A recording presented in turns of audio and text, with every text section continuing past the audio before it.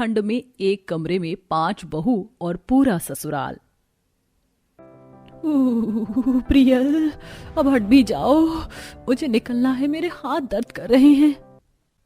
रुक जाओ भाभी, आपको दिख नहीं रहा क्या कि मैं भी कुछ कर रही हूँ? दिख रहा है, तभी इतनी देर से कुछ नहीं कहा, लेकिन तुम भी तो देखो, तुमने इतनी देर से इस जगह को घेरा हुआ है, कोई भी निकल या बढ़ नहीं सकता। क्या मतलब कि मैंने जगह को घेरा हुआ है? अरे हमारा ये कमरा है ही इतना ज्यादा छोटा कि जगह घेरो या ना घेरो घिर ही जाती है। मुझे भी तो अपना सामान कभी ना कभी देखना ही था, सो मैंने आज देख लिया, लेकिन आपने तो मेरा जरा सी भी देर का काम करना भी दूभर कर दिया है। प्रियल और दीपा में ऐसे ही बहस होने लगी। एक तरफ वो दोनों एक दूसरे से झगड़ रही थी, तो वहीं दूसरी तरफ कितनी सर्दी है। अरे भगवान, मेरे कपड़े वहां ऐसे ही फर्श पर पड़े हुए थे, इन्हें अलमारी से किसने निकाला? हे भगवान, कितना सारा सामान इस एक अलमारी में ही भरा हुआ है।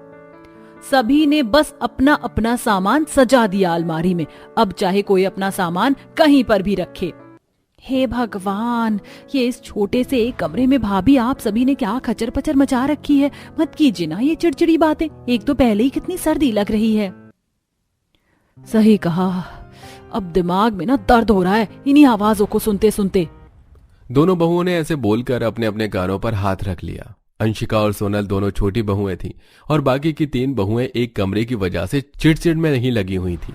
उन सभी की यही चिड़चिड़ काफी देर तक चली और फिर कुछ देर बाद सब कुछ शांत हो गया।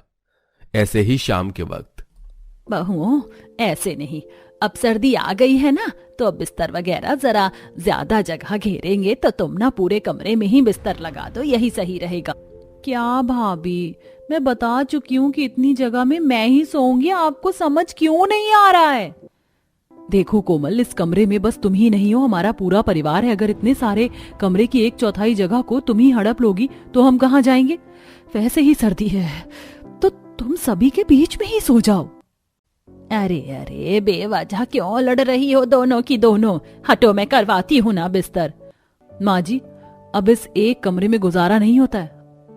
हम कब से 5 बहुएं इसी कमरे में सभी के साथ गुजारा कर रही हैं, सर्दी हो या गर्मी, लेकिन आपको या आपके बेटों को कभी ऐसा नहीं लगता है माँ जी कि दूसरे घर की बेटियां अगर कुछ बोल नहीं रही हैं तो उसका नाजायज फायदा ना उठाया जाए? अंशिका, ये तुम क्या बोल रही हो? जो भी कहना है साफ साफ कहो। साफ साफ ही कहूंगी। देखिए जी, अब मेरे बस की नहीं है ऐसे इस छोटे से कमरे में गुजारा करना। अब आप सभी भाई मिलकर हमारी इस एक घर की दिक्कत को खत्म कीजिए। ताजमहल ही ना बनवा दूं तुम्हारे लिए? बस की नहीं है इस घर में रहना। अरे घर यूं ही बातों से नहीं बन जाते हैं। हम जितना भी कमाते हैं सब कुछ तुम्हारी हाथों पर लाकर रख देते हैं। ऐसे में भी सब कुछ जानते हुए तुम अनजान बन रही हो और बोल रही हो कि हम तुम्हारे लिए घर बनवाएं। तो क्या गलत बोल दिया देवर जी अंशिका ने? वैसे भी आप कहने को 5-5 भाई हो, लेकिन घर में एक चीज की सहूलियत नहीं है। सभी एक ही कमरे में जेल की तरह रहते हैं, लेकिन आप सभी का क्या है? आप तो चले जाते हैं अपने अपने काम पर, झेलने को तो बस हम लोग ही हैं। अच्छा अच्छा, हम सभी समझ गए। बहुओं, तुम ऐसे आधी रात को शिकायतें करके कलेश मत फैलाओ। चलो, सोने का वक्त हो गया है, सभी सो जाओ। जया ने समझदारी से बात को खत्म करवा दिया और सारी बात को खत्म करके सभी सोने को लेट गए। लेकिन ये बात भी सच्ची थी कि जया का पूरा ही परिवार एक ही कमरे में रहने की वजह से काफी परेशान था। किसी तरह सभी ने बिस्तर बिछाकर कमरे में सोने का हिसाब तो बना लिया, लेकिन आधी रात को।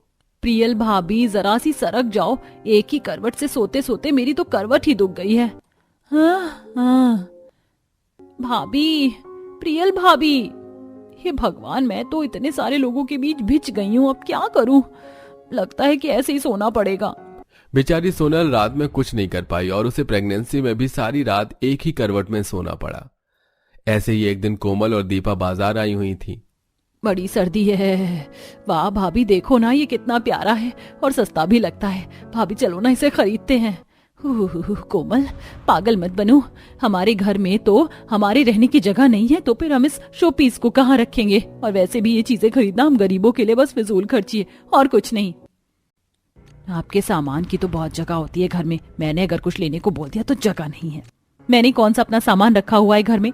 बोलो कोमल। नहीं नहीं, मेरा दिमाग चल रहा है जो मैं ऐसे बोल रही हूँ।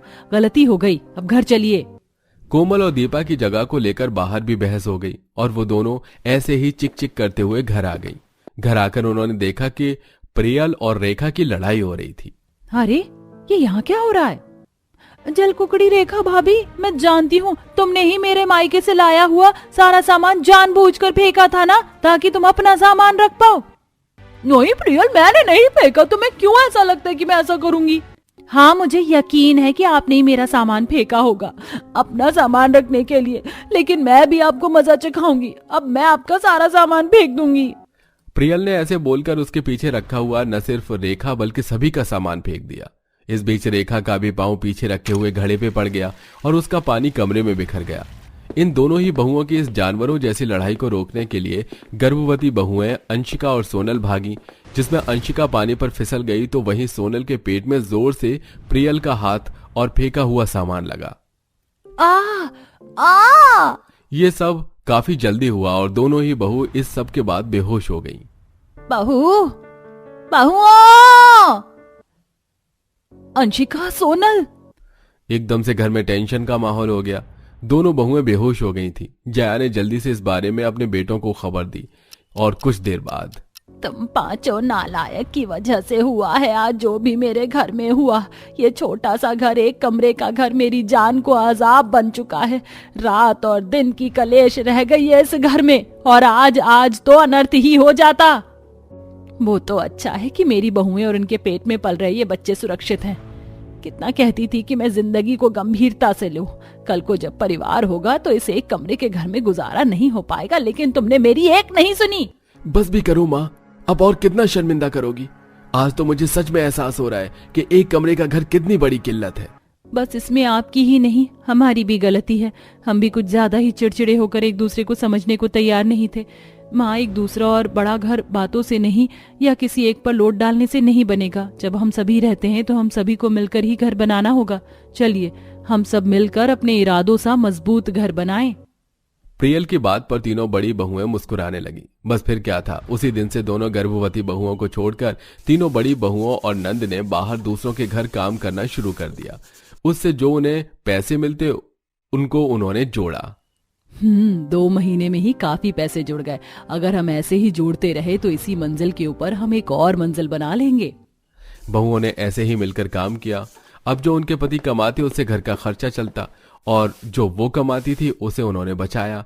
और फिर एक वक्त ऐसा भी आया जब उन्होंने अपनी ही मेहनत से अपने घर के ऊपर एक और मंजिल खड़ी कर दी। सोचा नहीं था कि मेरी बहुएं इतनी कलाकार होंगी। मेरे घर जो 2 नन्हे मेहमान आएंगे, ये घर उनके ही शुभ कदमों की वजह से बन पाया है। जया की बात पर सभी मुस्कुरा दिए। कुछ दिनों के बाद ही दोनों बहुओं की भी डिलीवरी हो गई और सभी अब अपने खुले हुए बड़े घर में खुशी खुशी रहने लगे। शीतल, मेघा और चारू तीनों ही जमीन के नीचे सफाई कर रहे थे। झाड़ू तो लग गई है, अब मैं जल्दी से यहाँ चटाई बिछा देती हूँ। चटाई बिछाने के बाद दरी बिछानी होगी ताकि यहाँ पर गर्माहट बनी रहे। खाना भी लगभग हो ही गया है। सब लोग हमारे घर में दावत खाने आएंगे। माँ जी और ससुर जी भी कितना खुश हो जाएंगे। उन्हें भी काफी लोगों ने बोला था कि वो दावत नहीं खिला सकते। अब हमारे घर में भी पहली दावत होगी। ये कैसी दावत थी जो जमीन के नीचे हो रही थी और शीतल इतना खुश भी थी? इस दावत के बारे में जानने के लिए हम कहानी को थोड़ा पीछे लेकर चलते हैं। मनोहर और सुशीला दोनों अपने तीनों बेटा के साथ पड़ोस के घर दावत में जाते हैं। दावत तो काफी शानदार कर रखी है। लोग भी तो कितने बुलाए हैं, लगभग पूरा गांव ही आया है। पूरा परिवार दावत खा रहा था, तभी पड़ोसन हेमा आती है। आ गए आप लोग?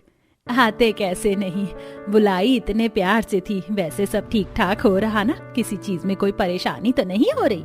परेशानी तो नहीं हो रही है। वैसे आप लोगों को बार बार दूसरों के घर में दावत खाने में शर्म नहीं आती?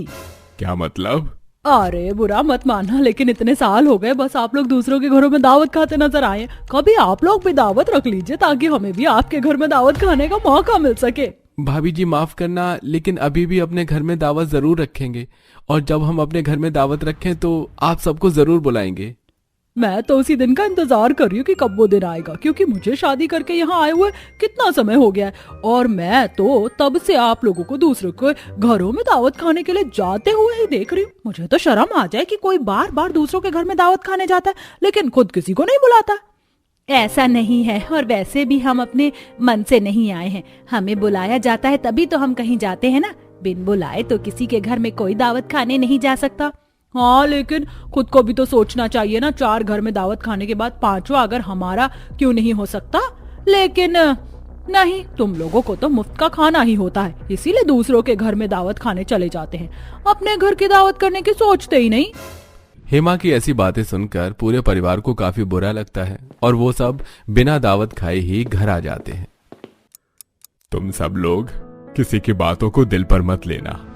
जब हमारे घर में बहू आएगी तीनों, तो हम भी काफी अच्छी दावत रखेंगे, पूरे गांव को बुलवाएंगे। सुशीला अपने तीनों बेटों के लिए लड़की देख रही होती है। कुछ ही दिनों में शादी भी हो जाती है और घर में तीनों बहू आ जाती हैं। शीतल, मेघा और चारू, आखिरकार मेरी तीनों बहुएं आ ही गई। अब मैं भी खुश हूँ। सुशीला तीनों बहू के आने के बाद से काफी खुश थी। उसी शाम सुशीला की तीनों बहुएं रसोई घर में घुसती हैं, जो बहुत ही छोटी थी। अरे, ये तो बहुत ज्यादा छोटी है, इसमें कोई खाना कैसे बना सकता है? इसमें तो कोई अगर एक जना खड़ा हो जाएगा तो बाकी के 2 लोग कहाँ खड़े होंगे? तीनों बहू को उनकी रसोई ठीक नहीं लगती है और तीनों जुगाड़ लगाने लगती हैं। अरे ये देखो, ये पाइप रखी है, हम इससे जुगाड़ करके धुआं बाहर निकालने की जगह बना सकते हैं। और जो मसाले के डब्बे हैं, अगर हम ऊपर एक रस्सी बांध दें जिस पर लकड़ी टांग देंगे ताकि नीचे थोड़ी जगह बन जाए। रुको, बाहर ना कुछ लकड़ी पड़ी है, वो ले आती हूँ। तीनों बहुएं जुगाड़ से अपनी रसोई में थोड़ी जगह बना देती हैं। तभी वहां मनोहर आता है और अपनी रसोई को इतना खाली देखकर कहता है, अरे ये रसोई कुछ बड़ी क्यों लग रही है? तुम तीनों ने कुछ किया है क्या रसोई में? हमने जुगाड़ लगाया है और रसोई में थोड़ी जगह बना दी। अरे वाह, तुम तीनों आते ही जुगाड़ में लग गई और इतना अच्छा जुगाड़ भी कर दिया, मुझे ये उम्मीद नहीं थी। ऐसे ही कुछ दिन निकल जाते हैं। ठंड भी काफी बढ़ गई थी। ठंड से पूरा परिवार कांप रहा था। माँ, बहुत ज्यादा ठंड लग रही है। ठंड की वजह से नींद भी नहीं आ रही है, ऊपर से जगह कम है, रजाई भी एक ही है। कैसे सोएंगे हम? अब हम क्या करें? हम सब लोग ठंड की वजह से कांप रहे हैं और इतनी तेज हवाएं चल रही हैं बाहर। कुछ तो करना ही पड़ेगा ना। लेकिन यहाँ जुगाड़ कौन सा बैठा सकते हैं? अरे नहीं नहीं, बैठा सकते हैं। बाहर कितनी सारी बोरियां रखी थी, माँ जी कह रही थी वो किसी काम की नहीं है, तो हम उसका मोटा गद्दा बना सकते हैं, जमीन से तो ठंड ना लगे। हाँ हाँ, बिल्कुल यही करते हैं। चलो जल्दी से बोरियां लेकर आते हैं। तीनों जल्दी से बाहर से बोरियां लेकर आती हैं और जमीन पर बिछाने लगती हैं। अरे तुम तीनों ये क्या कर रही हो? जमीन पर बोरियां क्यों बिछा रही हो? माँ जी, बहुत ज्यादा ठंड हो रही है। रजाई तो हमारे पास एक ही है, हम रजाई तो अभी नई नहीं ला सकते हैं, लेकिन जमीन ठंडी ना लगे इसलिए हम बोरियां बिछा रहे हैं ताकि हम यहाँ आराम से सो सकें। तीनों बहुएं बोरियां बिछाती हैं जहां उनके पति और सास बैठे होते हैं। अरे ये तो कितना अच्छा है, दरी बिछाने के बाद भी ठंड लगती है, लेकिन अब तो यहाँ ठंडी नहीं लग रही। मुझे नहीं पता था मेरी जुगाड़ू बहू के जुगाड़ इतने अच्छे होंगे। इतनी कम जगह में भी तुमने इतना कुछ जुगाड़ कर दिया। रसोई का जुगाड़ किया था और अब ठंड का भी जुगाड़ कर दिया। माँ जी आपकी जुगाड़ू बहू हैं, आप चिंता मत कीजिए। जुगाड़ से हर समस्या का समाधान निकालना आता है हमें। अब हम सब लोग आराम से यहाँ सो सकते हैं, किसी को भी ठंड नहीं लगेगी। अरे ठंड क्या, अब तो ठंड का पता भी नहीं चलेगा। तुम तीनों ने इतना अच्छा जुगाड़ किया है। अच्छा बहू, अभी तक तुमने रसोई में खाना वाना नहीं बनाया, क्योंकि हमारे में नई बहू नहीं बनाती है इतनी जल्दी खाना। तो 2-3 दिन बाद से तुम तीनों रसोई में खाना बनाने लगोगे, ठीक है? ठीक है माँ जी। सुबह सुबह ठंडी हवा चल रही थी, तभी सुशीला अपनी तीनों बहुओं को घर के बाहर बुलाती है। अरे तुम तीनों मेरी मदद कर दो, ये जमीन के नीचे गड्ढा सा हो गया, कहीं कोई गड्ढे में गिर ना जाए, इसलिए मैं इस गड्ढे को ढक रही हूँ। ये गड्ढा तो काफी बड़ा है, तभी तो मैं इसको ढकने के लिए कह रही हूँ, किसी को कोई परेशानी नहीं होनी चाहिए। माँ जी, ढकना क्यों है? हम इससे जुगाड़ भी तो कर सकते हैं ना, आराम से रहने के लिए। ये तो क्या कह रही है? अरे इसमें जुगाड़ कहाँ हो सकता है? इसमें कोई कैसे रह सकता है जमीन के नीचे? एक तो इतनी ठंड लग रही है, ऊपर से तुम तीनों बकवास कर रही हो। माँ जी, आपकी जुगाड़ बहू है ना, आप ये सब हम पर छोड़ दीजिए, हम देख लेंगे। तीनों बहू अपनी सास को अंदर भेज देती हैं और जुगाड़ से जमीन के अंदर और गड्ढा करने लगती हैं। ठंड में आज गर्मी लग गई, ये गड्ढा तो हो गया, इस पर ना हम गोबर और मिट्टी से लिपाई करेंगे। तीनों बहू जुगाड़ से जमीन के अंदर काफी सारी जगह बनाने के बाद अब उसमें रसोई बना देती हैं। काफी बड़ी जगह बन गई, तुम यहाँ पर आराम से रह भी सकते हो, रसोई भी हम नीचे ही बनाएंगे। हाँ, यहीं पर रसोई बनाएंगे और आराम से यहाँ पर खाना भी खा सकते हैं, कम से कम 100 लोग। मुझे नहीं पता था जमीन के नीचे इतना बड़ा घर बन सकता है। तीनों बहुएं अपने परिवार को बताने जाती हैं कि तभी वहां पर पड़ोसन रेखा उसके साथ ससुर से बात कर रही होती है। तुम लोग बड़े ही बेशरम हो। अरे हर किसी के घर में दावत का खाना खाकर यहाँ पर अपनी बहू आने के बाद भी दावत नहीं दी। ठीक है आंटी जी, आप दावत कर रही है ना, इस बार हमारे घर में भी दावत है। 3 दिन बाद हम तीनों की पत्नियों की पहली रसोई की रस्म है। उस रस्म में हम पूरे गांव को दावत पर बुलाएंगे। आप अपने पड़ोस में बता दीजिएगा, हम भी सबको बुला लेंगे। रेखा वहां से चली जाती है। अरे बिना पूछे क्यों दावत के लिए क्यों कहा? अब हम कैसे करेंगे? और हमारे घर में तो जगह भी नहीं है। ससुर जी, जगह की चिंता मत कीजिए। हम तीनों बहू ने जमीन के नीचे जगह बना दी है। गांव के सब लोग आराम से खाना खा सकते हैं। तीनों बहुएं सुबह सुबह खेत में सब्जियां तोड़ने जाती हैं। काफी सारी सब्जी बाहर से मंगवा ली है। अब हम दावत में सबको बढ़िया खाना बनाकर खिलाएंगे। तीनों जमीन के नीचे जाती हैं और रसोई में खाना बनाने लगती हैं। सब तो हो गया है, अब मैं सभी को बुलाकर लाती हूँ। शीतल सबको बुलाकर लेकर आती है और सब गांव के लोग जमीन के नीचे दावत के लिए बैठते हैं। सब हैरान हो जाते हैं। इतनी सारी जगह और इतने अच्छे से दावत, मुझे नहीं पता था कि सुशीला की तीनों जुगाड़ू बहुएं इतनी समझदार हैं। मुझे भी नहीं पता था कि जिस दावत के लिए हम सोच भी नहीं सकते थे, वो दावत मेरी बहुओं ने इतनी अच्छे तरीके से की है। और ये खाना भी बहुत स्वाद बनाया है, यहाँ ठंड भी नहीं लग रही है। बहुत ही अच्छा जुगाड़ है ये। हर कोई तीनों बहू की तारीफ करते हैं, उनके जुगाड़ की तारीफ करते हैं, जिसे सुनकर सास ससुर भी काफी ज्यादा खुश होते हैं। और अब अक्सर जमीन के नीचे गांव वाले भी दावत करते रहते हैं।